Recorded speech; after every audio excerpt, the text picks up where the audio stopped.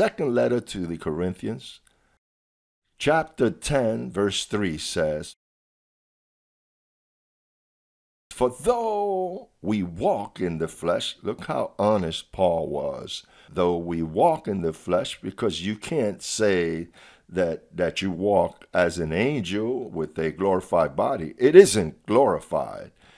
We live in not in humanity, but in the vivified spirit, but we have a body of sin.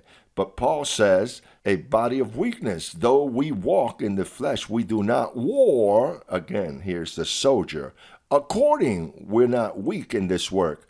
We do not war according to the flesh. You're not going to conquer a temptation fasting, nor praying a lot, nor knelt down in an altar. You don't conquer a temptation like that on your knees. "Lord, help me. Remove the devil. Rebuke the devil." No, you can't militate according to the flesh, because what you do in the flesh is flesh. It says, though we walk in the flesh, we do not get provision from the flesh, because there is none blessed. No, that I have self-will. No, that since I've been little, I'm I. No, not here. You can't confide in your flesh. Your flesh can deceive you. It says here that we walk in the flesh. You have to accept that. Now, you don't militate according to the flesh, because you're not blind. You're like the apostle that you see. And you say, "I know this body is tremendous. I know this flesh is faithful to its sinful nature." But then it says, it doesn't stop there. I militate. I am a good athlete. I'm going to continue to run. I will not let the baton go.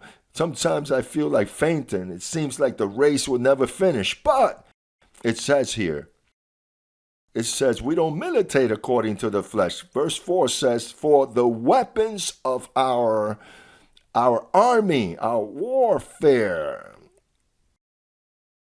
Notice they give us weapons. The weapons of our warfare are not carnal, but mighty in God himself, for pulling down strongholds. Why are they mighty in God? Number one, you know where the weapons are. You can't come here and say, "Well, if I feel, when I feel." No, because the system lives like that. The Protestants live like that, waiting to feel, to fast, to rebuke the devil. No, here your weapons are spiritual. And if they're spiritual, what it's telling you is that it doesn't possess flesh. It comes with what you serve God with the mind. And what you're going to do, you're going to say, "Angels, I feel weak.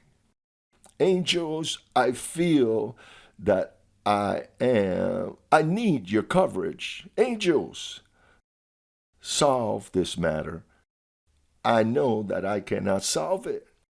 I can make lots of mistakes because I have provision to make mistakes, but I submit to the service that you give me. And I understand that this is the only way to win this battle. So I submit to the angelic coverage and I leave it in his hands." You're not going to say, "Oh, let it be whatever God wants." No, what God wants is this, that you fight against the flesh, that you fight a certain way. You have to know how to run. You have to defend yourself from the situation. For what?